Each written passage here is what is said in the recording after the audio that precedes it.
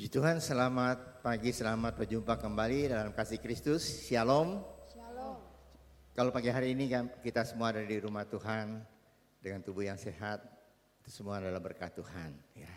Oleh sebab itu patut pagi hari ini kita datang di rumah Tuhan untuk beribadah. Kita memuji Tuhan, menyembah Tuhan.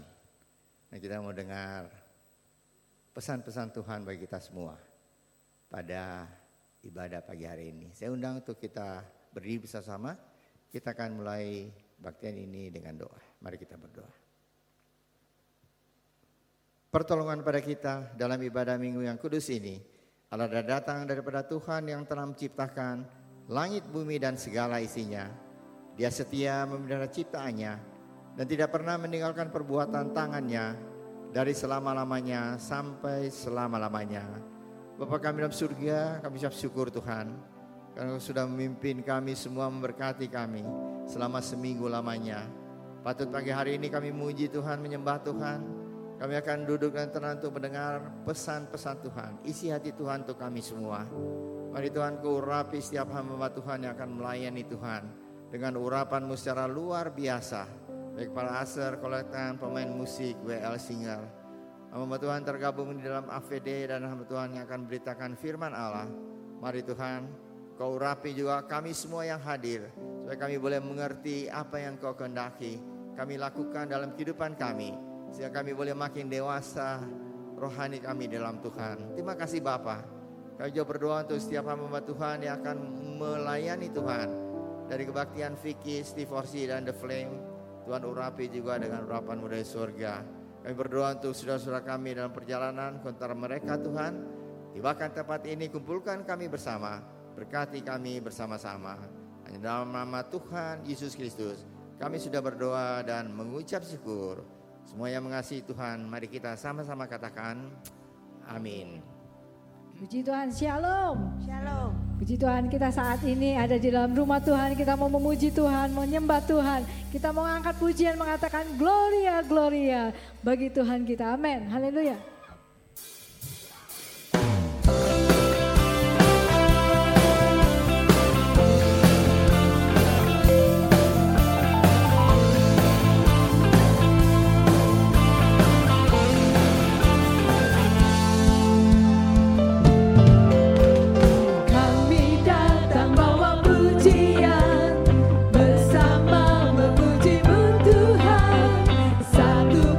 Suara dan nyanyikan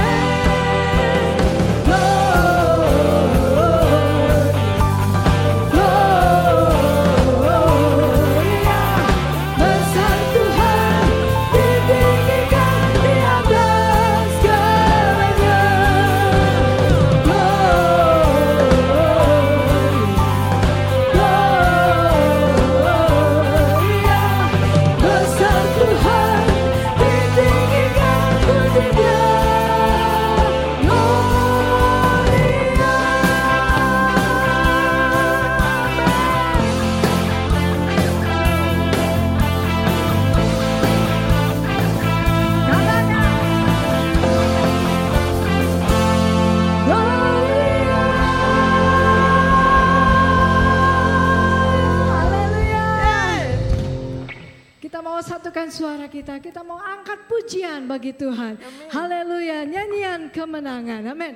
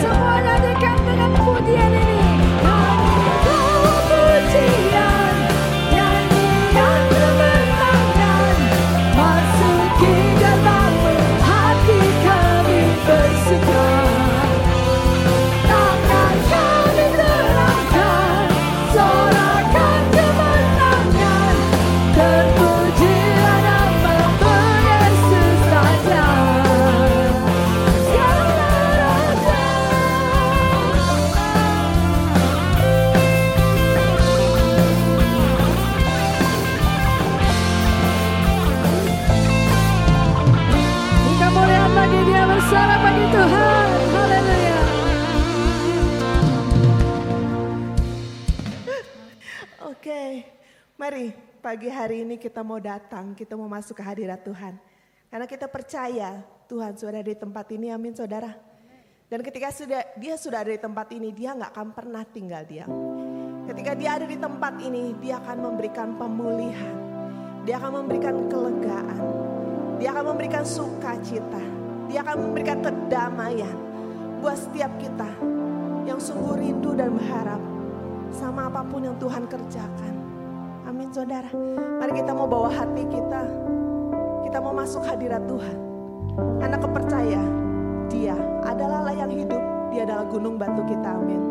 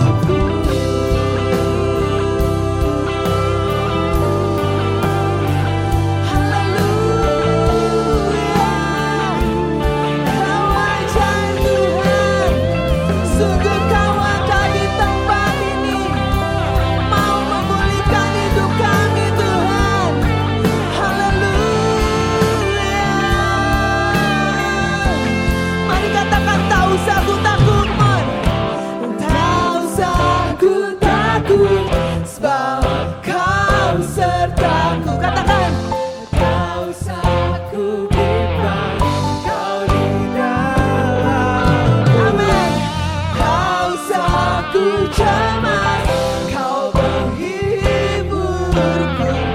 Saat ku lemah, kau kuatku. Mari katakan dengan keras.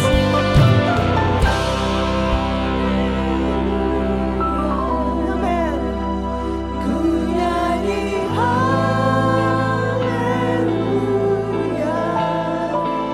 Sungguh kau hebat, ajaib perkasa, perbuatanmu.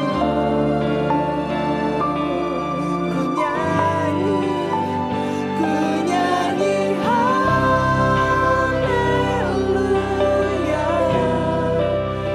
Ku nyanyi haleluya. Sungguh kau hebat, ajaib perkasa, perbuatanmu. Haleluya.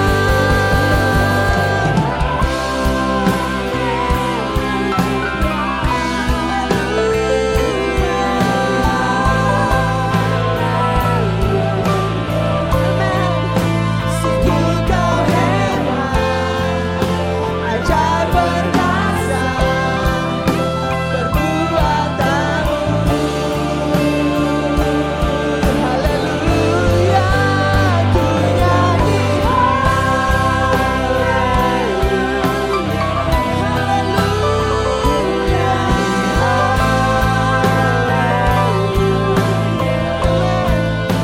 sungguh kau hebat, ajaib perkasa, perbuatanmu.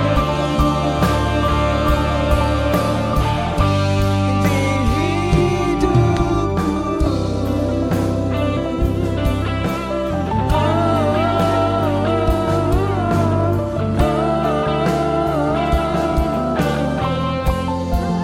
kau ajaib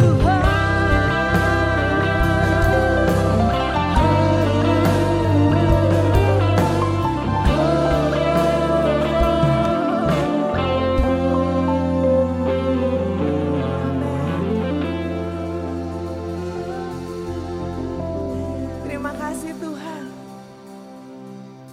Kami percaya kami gak usah takut, kami gak usah gentar karena kami punya Engkau Tuhan. Terima kasih buat kehadiran-Mu, terima kasih untuk janji-Mu dalam hidup kami Tuhan. Kami mau menyerahkan juga hidup kami untuk Engkau pakai Tuhan. Supaya hidup kami juga bisa jadi berkat buat lingkungan kami Tuhan. Sehingga mereka makin mengenal siapa Engkau, siapa Allah yang luar biasa itu Tuhan. Lewat perkataan kami, lewat tingkah laku kami, lewat kehidupan kami Bapa. Terima kasih Tuhan. Sungguh kami rindu pujian penyembahan pagi hari ini. Menyenangkan Engkau dan terutama juga menjadi berkat dan kekuatan dalam kehidupan kami. Kami mau serahkan semuanya ke dalam tangan-Mu. Dalam nama Tuhan Yesus kami sudah berdoa dan mengucap syukur. Amin. Silakan duduk.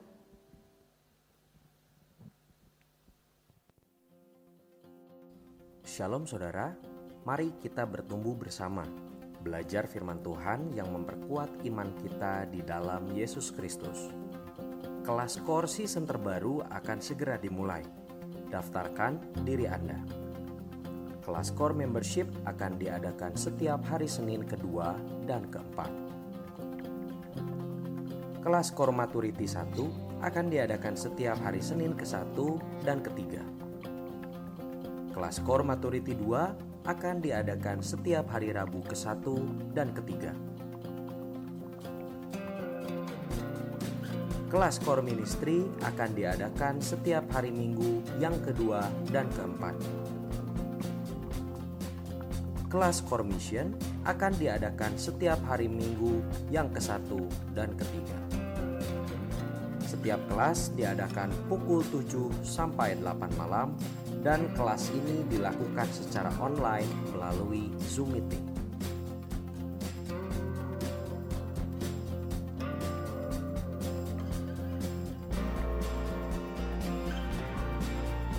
Segera daftarkan diri Anda melalui link berikut ini atau scan QR Code yang telah disediakan.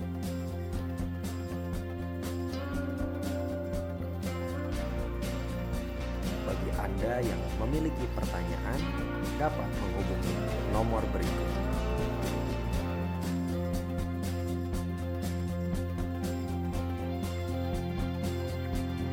Mari bertumbuh bersama. Tuhan Yesus memberkati.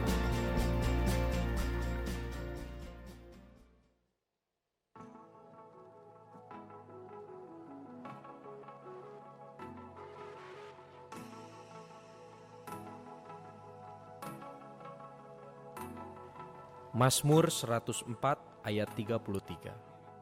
Aku hendak menyanyi bagi Tuhan selama aku hidup. Aku hendak bermazmur bagi Allahku selagi aku ada. Bagi saudara yang ingin melayani Allah dalam pujian dan penyembahan, Gereja Rehoboth membuka kesempatan untuk saudara. Audisi Singer Gereja Rehoboth, hari Minggu 26 Februari 2023. Audisi dilakukan di ruang studio setelah ibadah KU1 dan setelah ibadah KU2. Saudara diperkenankan memilih salah satu jadwal audisi. Daftarkan diri Anda dengan menghubungi nomor berikut ini.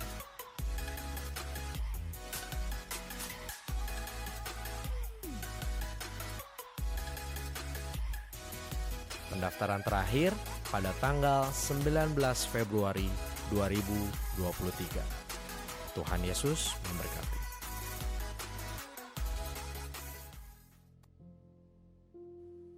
Satu tempat di mana aku bisa datang dengan segala keadaanku.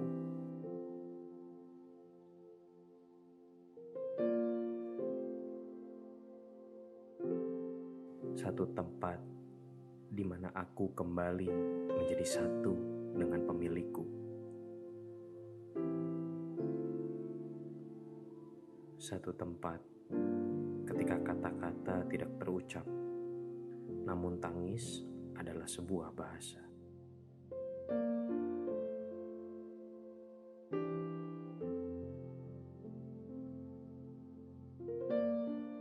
Doa, engkau hanya sejauh doa.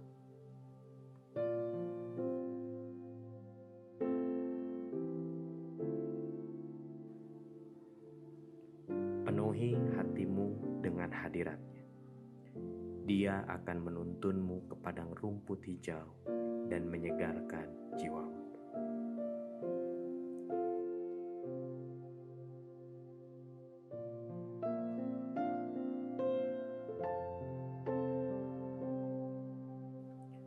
Doa pengerja, Minggu 19 Februari 2023, pukul 11.30 sampai selesai.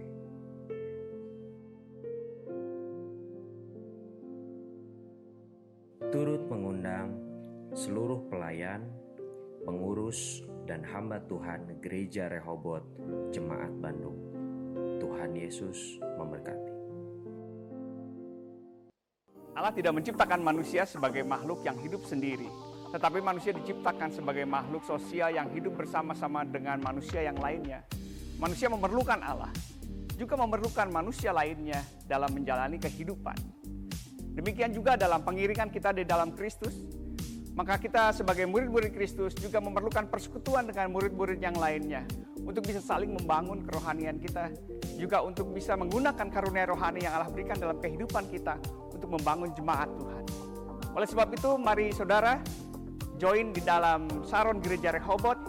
Daftarkan diri saudara melalui Google Form yang kami sebarkan dalam WA Group kebaktian saudara.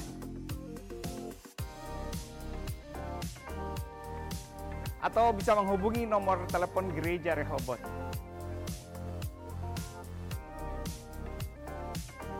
Mari saudara bergabung dalam Saron Gereja Rehoboth untuk saudara bisa membangun manusia rohani saudara dan juga bisa menggunakan karunia yang Allah berikan dalam kehidupan saudara untuk membangun jemaat Tuhan. Tuhan Yesus memberkati.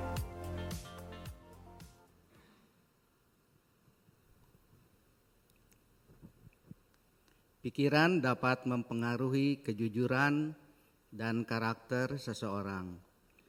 Orang yang sangat takut cenderung untuk tidak jujur, terutama ketika kejujurannya dapat menyebabkan konsekuensi yang buruk. Namun, setiap orang memiliki potensi untuk berubah dan memperbaiki diri. Jadi, meskipun seseorang memiliki sejarah ketidakjujuran, dia tetap dapat mengembangkan karakter yang lebih baik di masa depan. Shalom, jemaat yang dikasihi Tuhan. Selamat pagi. Saudara sekalian, mungkin selama ini kita berpendapat bahwa shalom itu artinya damai. Sebenarnya shalom itu artinya lebih dari cuma damai. Dia berarti senang, sehat, gembira, bahagia. Seperti doa Tuhan Yesus, datanglah kerajaanmu, jadilah kehendakmu di bumi seperti di surga. Jadi shalom itu adalah dunia atau bumi yang dalam suasana surga, atau surga yang membumi. Jadi shalom saudara. Kita sambut setiap kali ada hamba Tuhan yang berkata shalom. Dia mengajak kita untuk merasakan suasana surga yang turun atas kita semua. Mari kita berdoa. Bapa, di dalam nama Tuhan Yesus, saatnya kami mendengar firman Tuhan. Tolong Tuhan supaya hati kami tidak seperti tanah di pinggir jalan, atau tanah yang berbatu-batu, atau tanah yang ditutupi dengan semak duri, tetapi tolong kami untuk menjadi tanah yang subur, supaya firman Tuhan itu mengalir, tumbuh di dalam hati kami, berbuah-buah di dalam kehidupan kami. Biarlah firman-Mu Tuhan sungguh-sungguh menjadi pegangan hidup kami setiap hari. Tuhan pakai hamba-Mu yang banyak kekurangan ini Tuhan. Layakan dan urapi dengan kuasa-Mu Roh Kudus. Supaya apa yang sudah dipersiapkan sungguh-sungguh bisa disampaikan dengan bahasa yang bisa kami fahami semua. Terpujilah nama-Mu. Dalam nama Tuhan Yesus kami sudah berdoa. Amin. Saya ajak saudara sekalian membuka Alkitab di dalam Kejadian 20 ayat 1 sampai 7.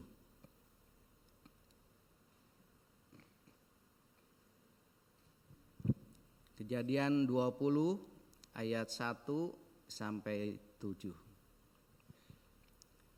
Kita sambut firman Tuhan sambil berdiri. Kita akan membaca dengan bergantian. Abraham dan Abimelekh. Lalu Abram berangkat dari situ ke tanah Negeb, dan ia menetap antara Kades dan Syur. Ia tinggal di Gerar sebagai orang asing.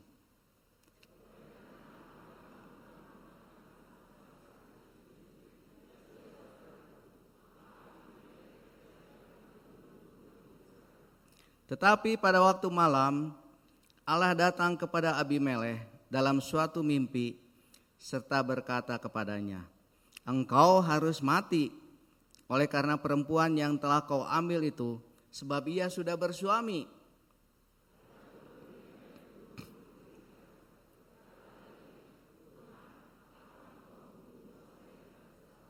Bukankah orang itu sendiri mengatakan kepadaku, "Dia saudaraku"? Dan perempuan itu sendiri telah mengatakan, "Iya saudaraku." Jadi hal ini kulakukan dengan hati yang tulus dan dengan tangan yang suci.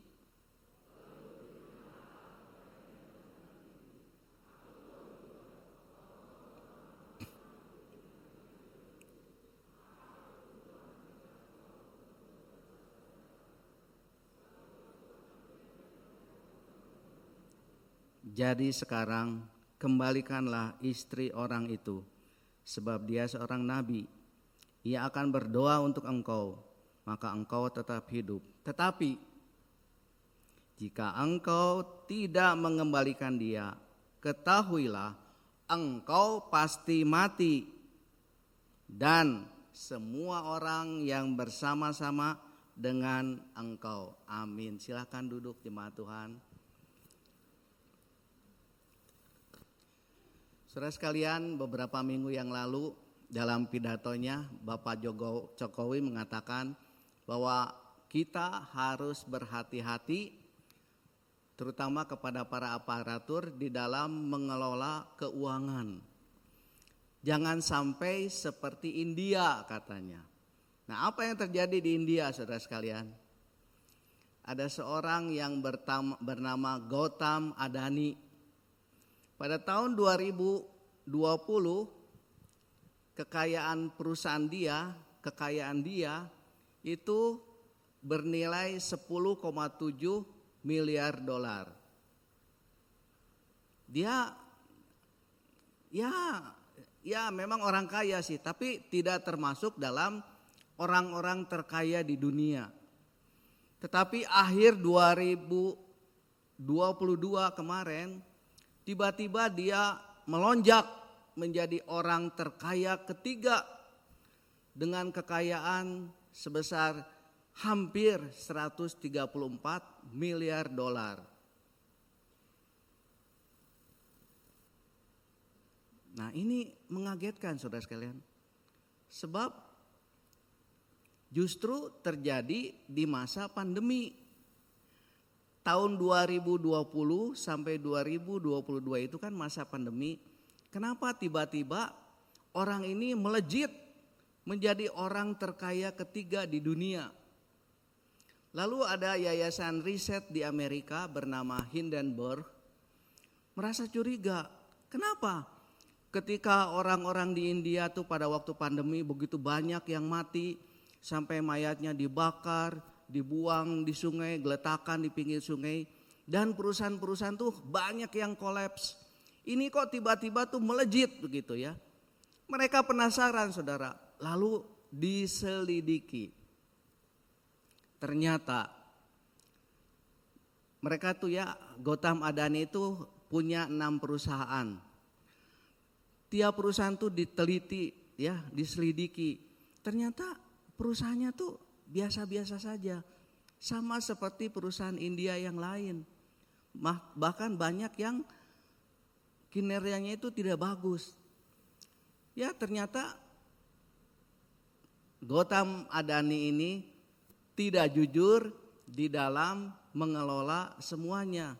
Diselidik lagi, ternyata dia melakukan penggelapan pajak. Diselidik lagi, ternyata banyak famili dia yang meminjam uang dari perusahaan ini lalu disimpan di Pulau Mauritius yang tanpa pajak. Wah saudara sekalian, ini Yayasan Hindenburg ini merasa wah ini gak benar katanya. Apalagi pada tanggal 24 Januari kemarin sampai tanggal 30, Gautam Adani ini mau melepas saham sebesar 24 miliar dolar. Jadi sebelum Adani ini membuka pembelian saham ini, langsung hasil risetnya itu diumumkan. Dan saudara sekalian tahu, saham dari Gautam Adani ini ambruk sebesar 110 miliar dolar atau kira-kira 1.700 triliun. Wah, nggak bisa membayangkan ya saudara ya. Kalau 1.000 itu nolnya 3. Kalau sejuta itu nolnya 6. Kalau semiliar itu nolnya 9. Kalau triliun 12. Jadi kalau 1.700 triliun itu 17 ditambah nolnya 14. Bayangkan saudara sekalian, ambruk sampai mata uang India itu jatuh. Pemerintahan tuh goncang. Hanya satu orang. Karena dia tidak jujur. Tidak jujurnya itu karena serakah. Lalu kita lihat, kita baca tadi Abraham. Dia juga tidak jujur. Tapi penyebabnya bukan serakah. Penyebabnya takut. Ya. Dia takut sebab katanya orang-orang di sini itu tidak mengenal Tuhan. Jadi istrinya bisa diambil aja begitu saja. Makanya dia bilang, dia ini saudaraku. Memang dia itu saudara tiri ya, Sarah itu. Lalu Sarah juga sudah dibilang, kamu bilang ya, kalau ditanya kamu ini saudaraku bukan istriku. Nah, saudara sekalian, kita lihat ya. Akibat dari ketidakjujuran Abraham itu sama seperti akibat ketidakjujuran Gautam Adani. Gautam Adani menyebabkan pemerintah India goncang, keuangan India goncang. Ketidakjujuran Abraham kita baca dalam ayat 7 tadi. Tetapi jika engkau tidak mengembalikan dia, ketahuilah engkau pasti mati. Bukan cuma engkau dan semua orang yang bersama-sama dengan engkau. Jadi saudara sekalian, ketidakjujuran itu berakibat bukan hanya untuk diri sendiri, tetapi juga kepada banyak orang. Amsal 23 ayat 7, saya ambil dari King James Version, berkata begini, for as he thinketh in his heart, so is he. Jadi kira-kira begini, apa yang difikirkan oleh orang, dialah begitu. Jadi orang itu semuanya itu tergantung apa yang dia fikirkan. Nah, saudara sekalian, saya punya handphone. Ini disebut dengan perangkat keras atau hardware. Nah, di dalam handphone ini ada software. Kalau ini Android softwarenya itu, ya. Softwarenya itu ada OS, yaitu operating system atau sistem operasi. HP saya ini Android. Kalau iPhone itu iOS. Nah, selain operating system ada juga aplikasi.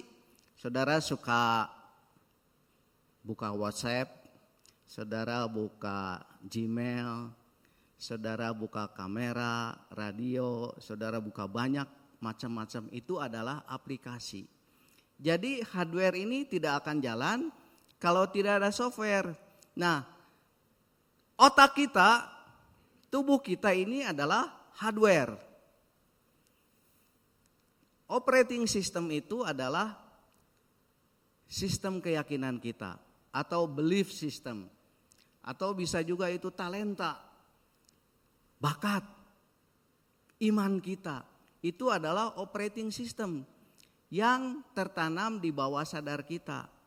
Dan aplikasinya itu diinstal setiap hari melalui berbagai informasi, melalui berbagai pengalaman yang berulang-ulang setiap hari.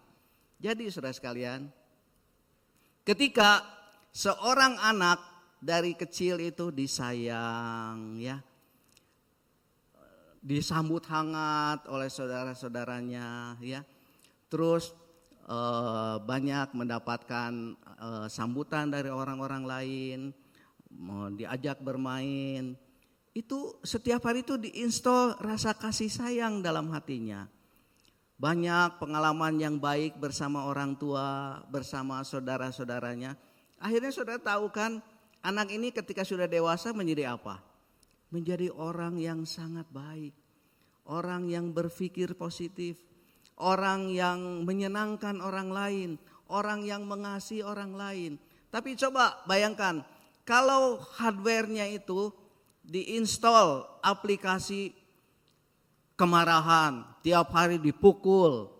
Bahkan kemarin saya lihat, saya baca tuh ada yang mati oleh ayahnya, anak kecil.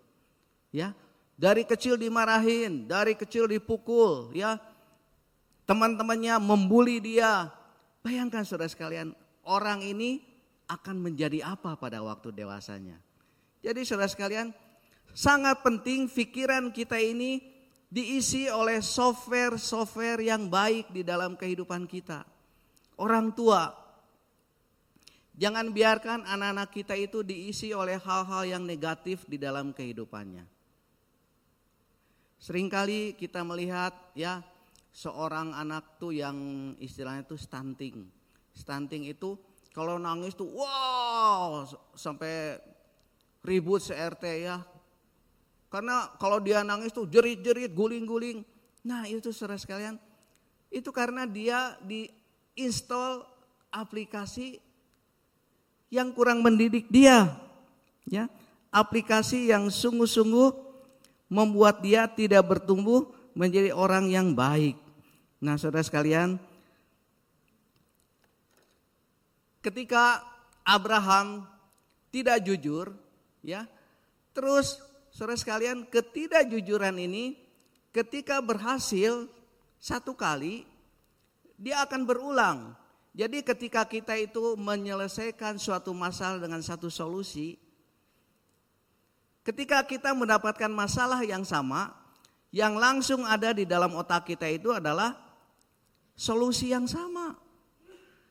Jadi saudara sekalian, apa yang dilakukan oleh Abraham ini di pasal 20 ayat 1 sampai 7 sebenarnya pernah dia lakukan di Kejadian 12. Kita baca dalam Kejadian 12 ayat 12 dan 13. Apabila orang Mesir melihat engkau, mereka akan berkata, itu istrimu. Jadi mereka akan membunuh aku dan membiarkan engkau hidup. Katakanlah bahwa engkau adikku, supaya aku diperlakukan mereka dengan baik. Karena engkau dan aku dibiarkan hidup oleh sebab engkau. Jadi Abraham ini melakukan ketidakjujuran 2 kali. Kasus yang sama dengan solusi yang sama, yaitu apa? Tidak jujur. Nah saudara sekalian, oleh sebab itu hati-hati ya. Karakter kita itu dibentuk dari sejak kecil. Software, aplikasi itu masuk kepada otak kita itu dari sejak kecil. Ya. Ada video yang cukup viral pada waktu Piala Dunia kemarin. Kita lihat.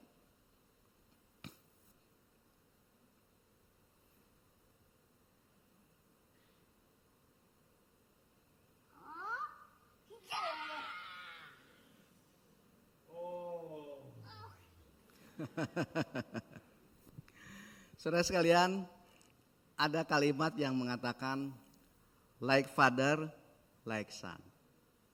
Seperti ayah, demikian pula anaknya. Sebenarnya tidak tepat saudara sekalian. Sebab menurut penelitian, tinggi orang itu sepertiga dipengaruhi oleh ayahnya, sepertiga dipengaruhi oleh ibunya, sepertiga oleh karena aktivitas fisik yang dia lakukan setiap hari. Kalau tinggi badan itu ya. Lalu kalau kecerdasan itu tuh dominan turun dari ibu. Jadi ibu-ibu harus cerdas supaya anaknya tuh pinter-pinter. Ya. Nggak apa-apa lah suaminya kurang cerdas dikit. Yang penting istrinya pinter supaya anaknya pinter. Lalu kalau sifat setengah dari ibu, setengah dari ayah. Jadi sebenarnya bukan like father like son, ya harusnya tuh like parents like children. Nah, apa yang dilakukan oleh Abraham yaitu ketika dia menghadapi masalah ketakutan istrinya diambil orang, itu menurun ke anaknya saudara sekalian. Kita baca dalam Kejadian 22 ayat 6 dan 7. Kejadian 26 ayat 6 dan 7. Jadi tinggallah siapa? Ishak. Ishak itu siapa? anak dari Abraham. 26 ayat 7. Ketika orang-orang di tempat itu bertanya tentang istrinya, berkatalah ia, dia saudaraku. Sebab ia takut mengatakan, ia istriku.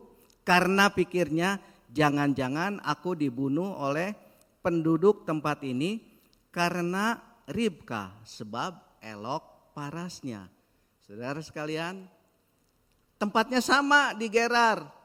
Orangnya namanya sama Abimelekh, ya sebenarnya orangnya tidak sama. Sebab Abimelekh itu tuh gelar dari raja, seperti Firaun tuh kan ada macam-macam Firaun, ya. Herodes ada macam-macam Herodes. Orangnya tidak sama tapi gelarnya sama. Nah, di Gerar ini Ishak kembali melakukan hal yang sama seperti yang dilakukan oleh ayahnya.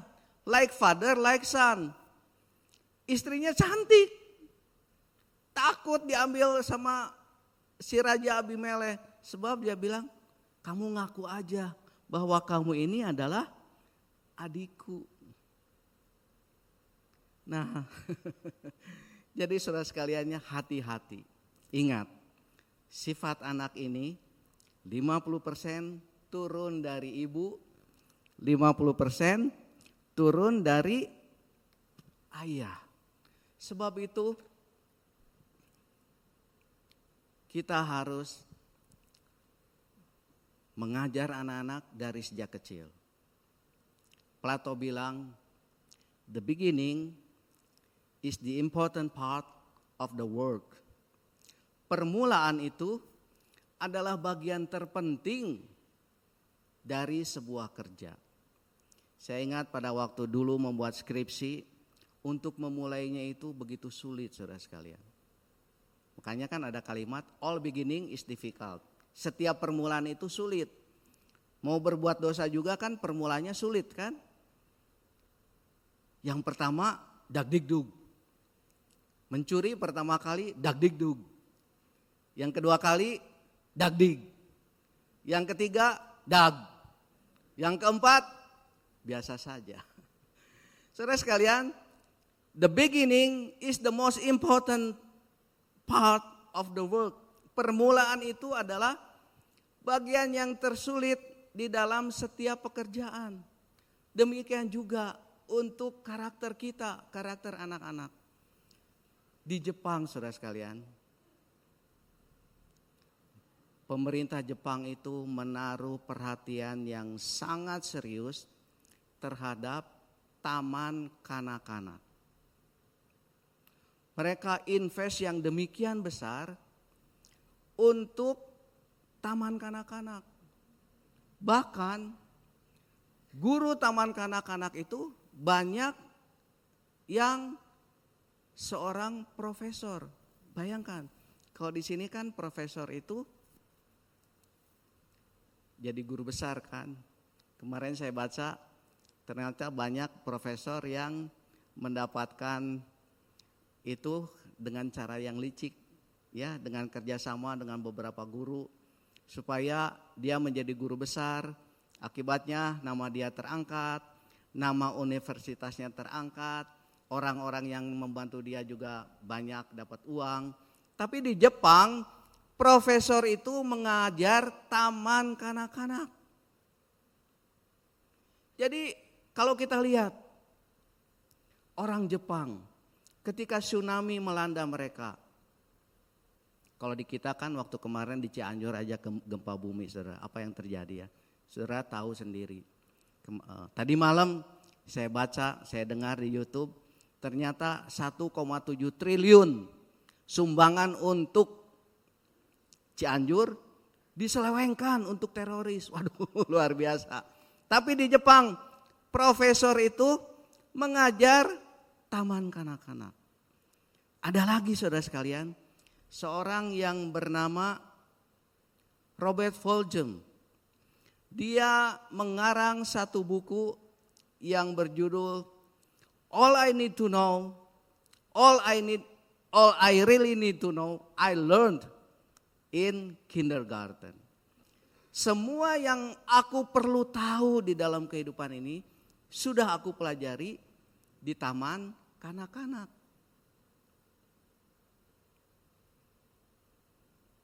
Saya nggak tahu ya, sebab saya dulu di sini nggak sekolah taman kanak-kanak. Saya langsung SD umur 5 tahun. Tapi di Amerika dia tuliskan itu. Gambarnya mana? Nggak ada gambarnya. Nah, saudara sekalian, dia tuliskan di situ. Di taman kanak-kanak, aku belajar semua hal yang aku perlukan di dalam kehidupan ini. Aku belajar untuk belajar berbagi. Jangan menyakiti orang lain. Bersihkan semua, rapihkan lagi semua yang pernah kamu kacaukan. Kalau kita kan anak-anak sudah main ya sudah aja digeletakkan. Tapi taman kanak-kanak di sana kalau sudah main bersihkan lagi. Kembalikan semua hal yang pernah kamu ambil ke tempatnya lagi. Kalau kita kan bapak-bapak ngambil baju, ngambil buku, sudah itu geletakan aja di mana saja. Tapi taman kanak-kanak di sana, kalau kamu ngambil sesuatu, kembalikan ke tempatnya. Jangan membenci orang lain. Jangan mengambil yang bukan hak kamu. Semua saudara sekalian diajarkan, kata si Robert Fulghum ini. Semua yang aku perlu di dalam kehidupan ini, aku pelajari di taman kanak-kanak. Saya kira demikian juga seharusnya di sekolah minggu. Anak-anak harus belajar bukan saja dia itu bagaimana menerima Tuhan Yesus menjadi seorang yang sudah diselamatkan. Tapi anak juga harus belajar bagaimana sikap dia ketika berada di gereja. Bagaimana sikap dia ketika sekolah di sekolah yang bukan Kristen. Bagaimana ketika mereka itu dibully oleh orang-orang non-Kristen. Bagaimana ketika mereka itu diajak orang yang tidak dikenal. Kemarin saya lihat video, ada seorang anak kecil ditanya, kalau kamu ketemu orang yang tidak kamu kenal, apa yang tidak boleh dia pegang? Dia tidak boleh pegang kepala saya, dia tidak boleh pegang pipi saya, dia tidak boleh pegang dada saya, alat vital saya. Kalau dia ngajak megang tangan kamu, ngajak pergi, saya gigit tangannya. Jadi dari sejak kecil anak ini tahu ketika dia menghadapi masalah di dalam kehidupannya. Saudara sekalian, karakter itu dibangun, dibentuk dari sejak kita kecil. Ya, all I really need to know, I learn in kindergarten. Jadi semua yang kita perlukan di dalam hidup ini, yang harus kita tahu, itu semuanya mereka pelajari di taman kanak-kanak. Jadi saudara sekalian, ya, sebagai anak-anak Tuhan, mari kita menanamkan aplikasi-aplikasi yang baik di dalam kehidupan kita. Mari kita seperti Paulus berkata dalam Roma 12 ayat 2, janganlah serupa dengan dunia ini, tetapi berubahlah dengan pembaharuan budimu, mindset, pikiran, supaya kamu mengetahui apa yang baik, apa yang benar, apa yang berkenan kepada Allah dan yang mulia. Ya, jadi kalau selama ini pikiran kita itu hanya diisi dengan hal-hal yang negatif, mulai sekarang kita mulai isi dengan hal-hal yang lebih baik. Sebab pikiran itu saudara sekalian, kerjanya itu adalah memilih antara baik dan benar, antara baik dan salah, baik dan jelek, benar dan salah, positif dan negatif. Jadi ketika kita berpikir yang negatif, kita bisa memilih tetap berpikir negatif Atau kita alihkan berpikir yang positif, ya. Otak kita ini bekerja berdasarkan pilihan. Saudara tahu otak seluruh manusia itu sama. Besarnya sama, jumlah selnya sama, semua sama. Tapi kenapa banyak orang yang hidupnya itu bahagia, orangnya ramah, orangnya kelihatan itu awet muda. Tapi ada orang yang kelihatannya itu kusut terus, sedih terus, berpikir negatif terus. Sebab dia dalam hidupnya itu hanya memilih aplikasi-aplikasi yang seperti itu. Tapi kita sebagai anak Tuhan, ya, Tuhan berkata supaya kita itu berubah. Jangan lagi kita itu diisi dengan hal-hal yang tidak sesuai dengan firman Tuhan. Saudara sekalian, tadi pada awal dikatakan ya bahwa setiap orang mempunyai potensi untuk berubah dan memperbaiki diri. Jadi meskipun dia itu mempunyai sejarah ketidakjujuran di masa yang lalu, dia tetap mempunyai kesempatan untuk mengembangkan karakter yang lebih baik. Nah, Abraham 2 kali dia melakukan ketidakjujuran. Tetapi Allah terus menggembleng dia. Sampai kalau kita baca di dalam pasal 22, di sana diceritakan bagaimana Allah mengikat perjanjian dengan Abraham. Karena apa? Karena Abraham rela mempersembahkan Ishak anaknya sebagai korban bakaran, sebagai tanda ketaatan dia kepada Tuhan. Nah, saudara sekalian, kita juga bisa berubah. Paulus berkata dalam Filipi 4 ayat 8, karena itu saudara-saudara, pikirkanlah apa yang baik, apa yang benar, apa yang suci, apa yang berkenan kepada Allah, apa yang mulia, apa yang menyenangkan, pikirkanlah semuanya itu. Sehingga saudara sekalian, kita bisa berubah. Abraham yang tadinya seorang yang selalu tidak jujur, pada akhirnya kita kenal dia sebagai apa? Sebagai bapa orang yang beriman.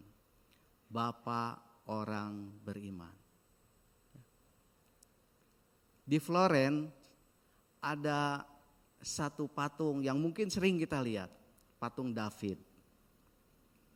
Saudara sekalian, pada tahun 501 Michelangelo mendapat pesanan dari orang terkaya di kota Florence untuk membuatkan sebuah patung. Ini bukan satu hal yang membebani dia, tetapi satu hal yang sangat menyenangkan buat dia. Dia merasa terhormat bahwa dia itu dipercaya untuk membuat patung David, patung Daud. Nah, dia mencari bahannya, saudara sekalian. Dia cari batu marmer yang bagus, ya. Lama berbulan-bulan sampai akhirnya dia tuh mendapatkan ada satu bongkah marmer di sudut kota, tertutup lumpur dan semak-semak. Dia lihat begitu, ya. Lalu dia ambil, dia bawa ya batu yang besar itu dengan beberapa orang. Lalu selama 2 tahun dia memahat batu itu menjadi bentuk David yang memegang selendang di tangan kiri dan memegang batu di tangan kanan, ya, batu yang untuk melempar Goliat itu. Sesudah 2 tahun patung David terbentuk. Lalu dia menghaluskan selama 2 tahun. Dan pada tahun 505 di alun-alun kota patung ini diselubungi, ya, sebelum orang lain melihat. Orang-orang mendengar bagaimana Michelangelo itu seorang artis yang luar biasa. Jadi ribuan orang datang, saudara sekalian, untuk melihat launching dari patung David ini. Dan ketika patung itu dibuka tutupnya, orang-orang berteriak kagum. Wah, luar biasa, hebat katanya. Detailnya itu luar biasa. Lalu orang-orang mengatakan, bagaimana kamu bisa membuat patung David yang begitu luar biasa? Apa yang dikatakan oleh Michelangelo? Sebenarnya David sudah ada di batu marmer itu. Aku melihat ada David di batu marmer itu. Aku hanya menghilangkan bagian-bagian yang bukan David. Aku pahat. Jadi dia keluar David yang ada di dalam batu marmer itu. Yesaya 43 ayat 4 mengatakan, sebab engkau ini mulia di mataku, dan sebab engkau ini berharga di mataku dan mulia, dan aku ini mengasihi engkau. Yesaya 43 ayat 4. Saudara sekalian, kita ini mulia di mata Tuhan, tapi mungkin kita masih berbentuk batu marmer bongkahan gitu. Kita ada di dalamnya, belum dibentuk, belum dipahat, belum dihaluskan. Ya.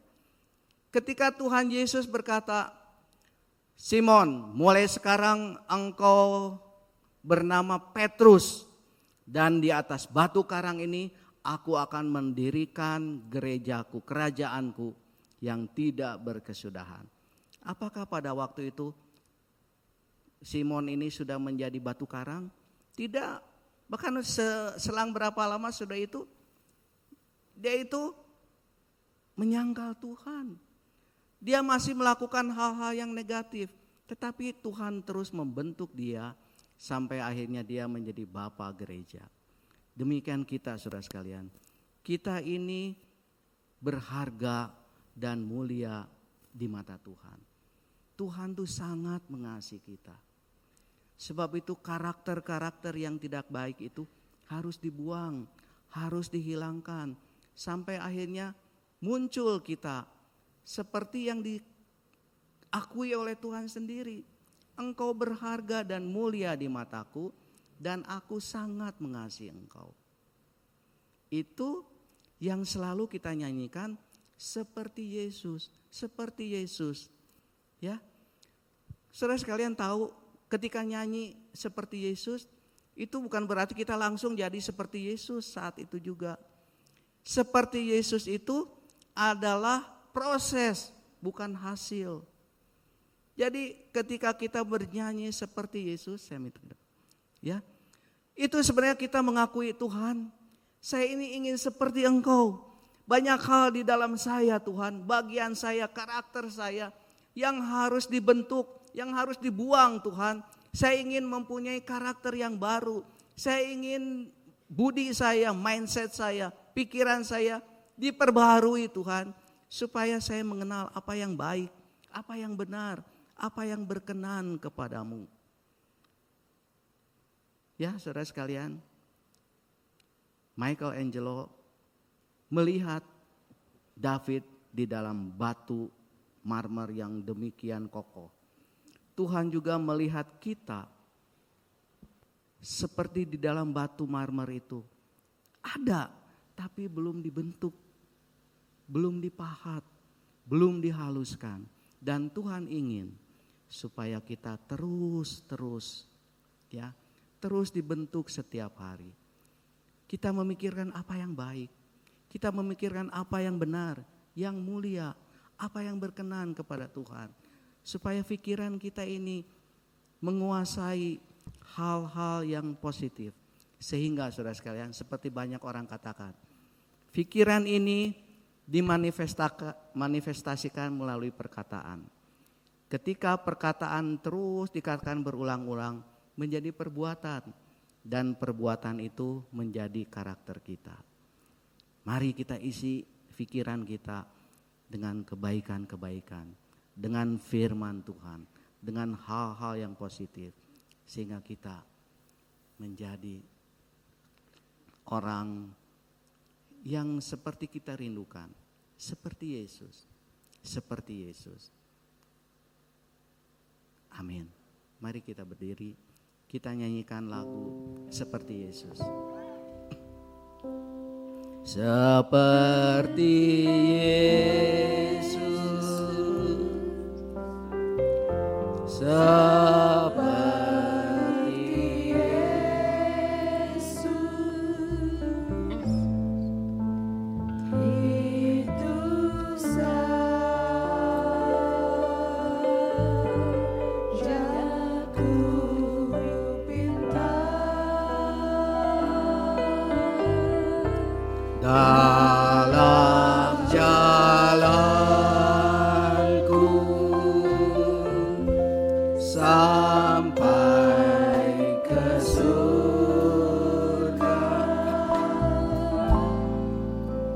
saya mau seperti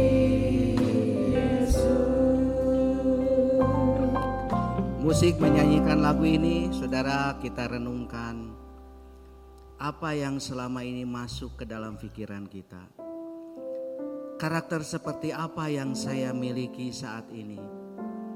Kalau karakter itu adalah karakter yang tidak berkenan, karakter yang menyakiti pasangan kita, suami kita, istri kita, anak-anak kita, mari pagi ini kita mohon kepada Tuhan supaya Dia membentuk kita sama seperti Dia membentuk Abraham menjadi bapa orang beriman.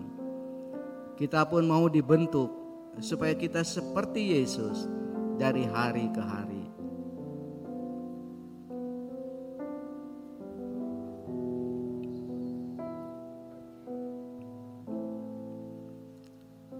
Tuhan Yesus, kami rindu seperti Engkau Tuhan.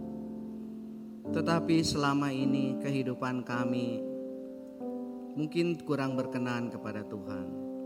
Pikiran kami banyak diisi oleh hal-hal yang tidak berkenan kepada Tuhan. Pagi ini Tuhan, firman-Mu mengingatkan kami supaya kami mulai berubah. Kami mau membaharui mindset kami, pikiran kami. Kami mau hardware kami ini diisi oleh aplikasi-aplikasi yang sesuai dengan firman Tuhan. Hal-hal yang baik, sukacita, bahagia, kasih, damai sejahtera, kebahagiaan, kemurahan, semua hal-hal yang berkenan kepadamu Tuhan. Kami mau tanamkan di dalam pikiran kami sehingga kami tumbuh menjadi orang yang sungguh-sungguh berkenan kepada Tuhan. Seperti Yesus, itulah proses yang harus kami jalani mulai saat ini. Terima kasih Bapa. Di dalam nama Tuhan Yesus kami sudah berdoa. Amin. Silakan duduk.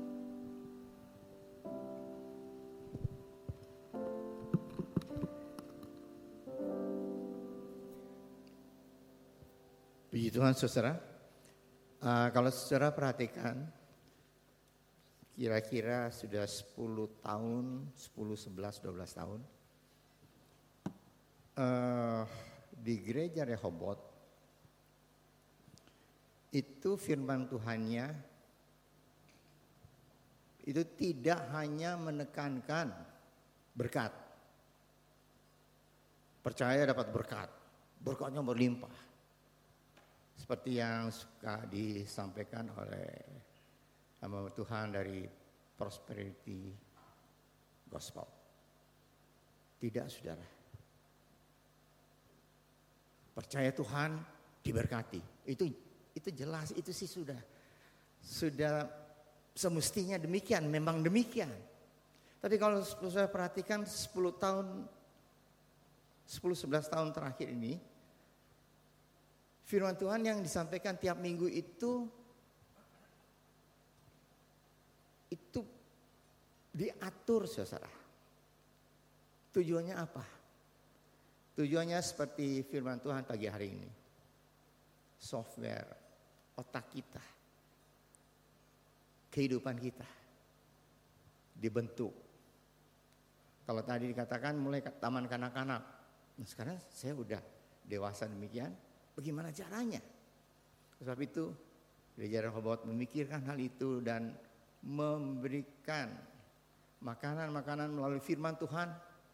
Itu tidak sekedar percaya Tuhan berkat, sakit sembuh, itu sudah pasti Tuhan lakukan.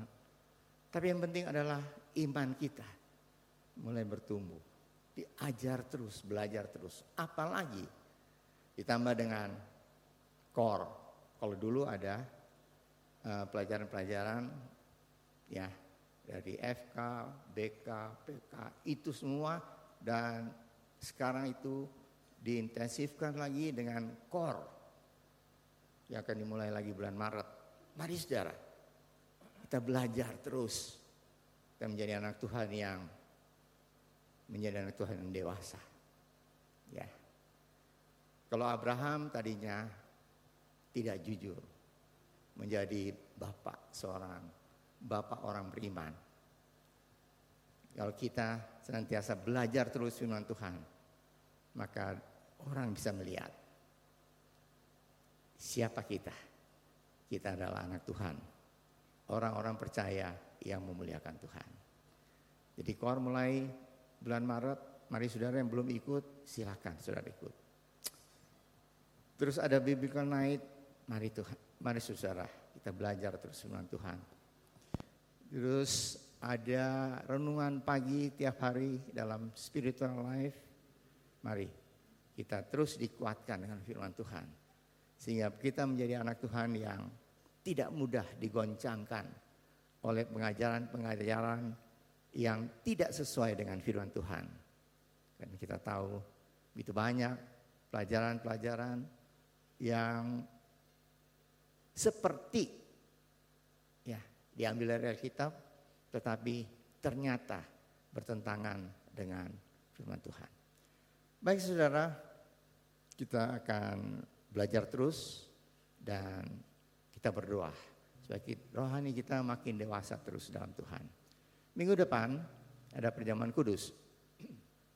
Dan satu hal yang sudah bagus kita lakukan, yaitu kita doa dan puasa. Supaya tidak lupa, kita selalu 3 hari sebelum perjamuan kudus. Jadi saudara, itu bukan syarat. Kalau tidak lakukan itu, tidak boleh menerima perjamuan kudus. Tidak. Tapi itu ngajak kita semua untuk berdoa.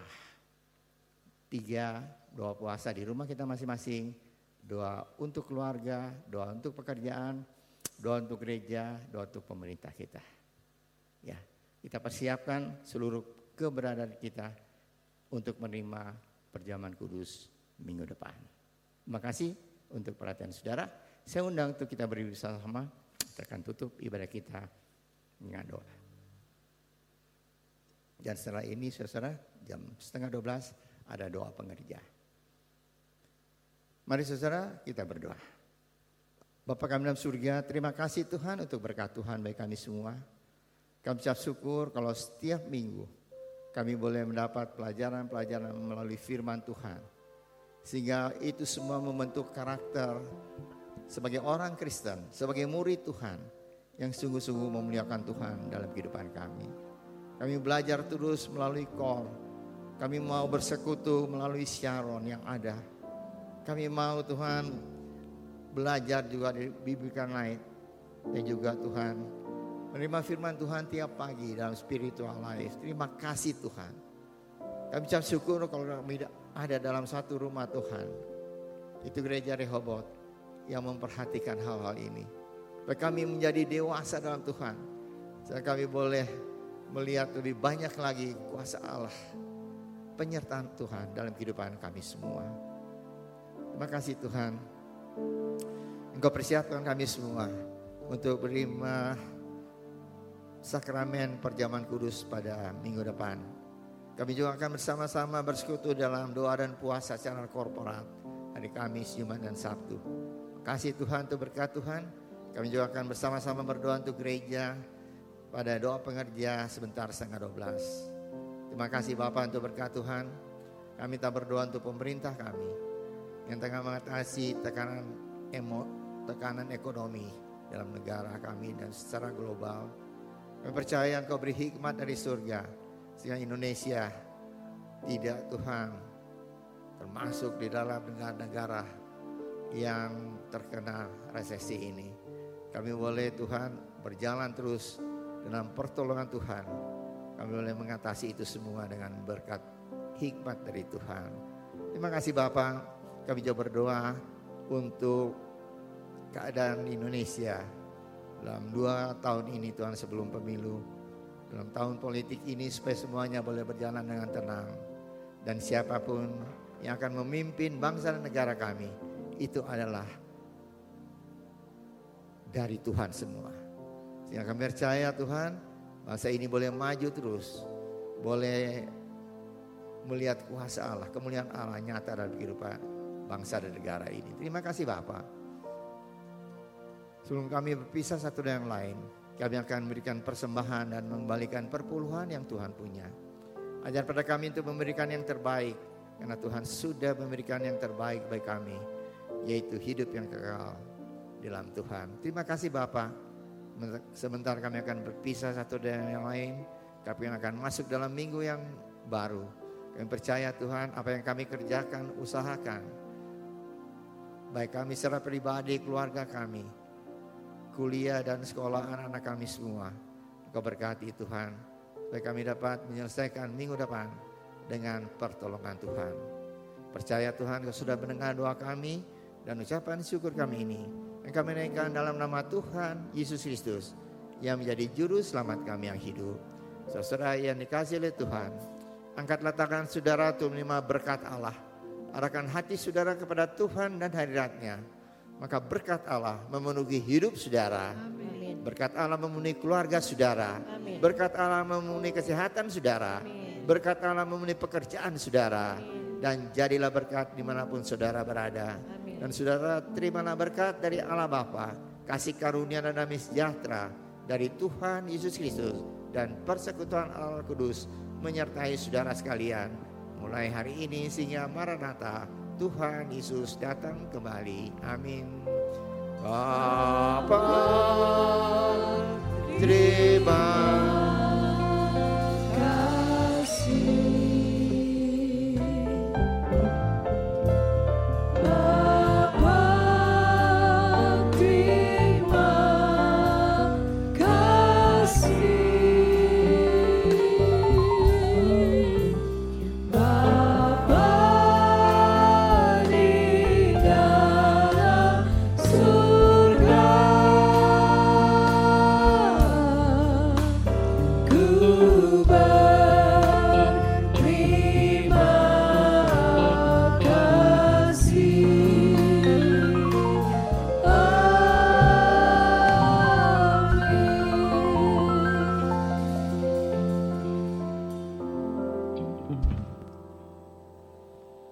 Selamat hari Minggu, Tuhan Yesus memberkati.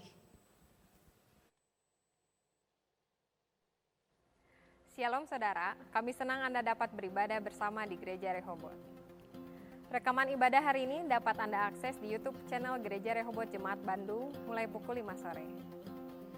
Bulan Februari kita akan disegarkan firman Tuhan dari Kisah Abraham, pastikan Anda datang di setiap minggunya.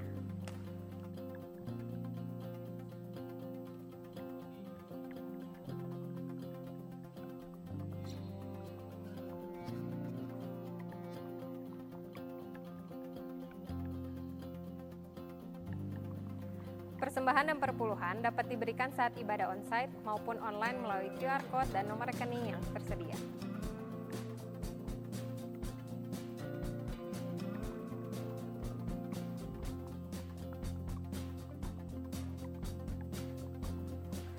Kami tunggu kehadiran Anda kembali untuk beribadah bersama di Gereja Rehoboth.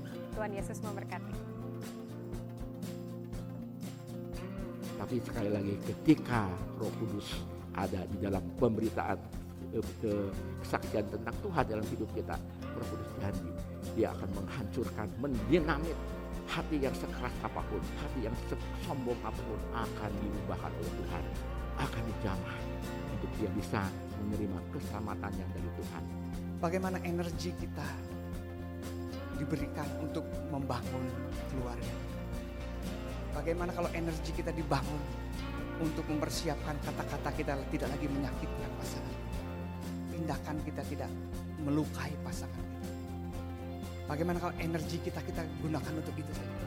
Dibangun keluarganya, dihangatkan kembali kasihnya. Dieratkan lagi, yang sudah dingin dipanaskan lagi. Anda telah selesai mengikuti ibadah online Gereja Rehoboth. Jangan lupa untuk like dan subscribe, dan ketuk lonceng untuk notifikasi pemberitahuan info-info berikutnya. Selamat hari Minggu, Tuhan Yesus memberkati.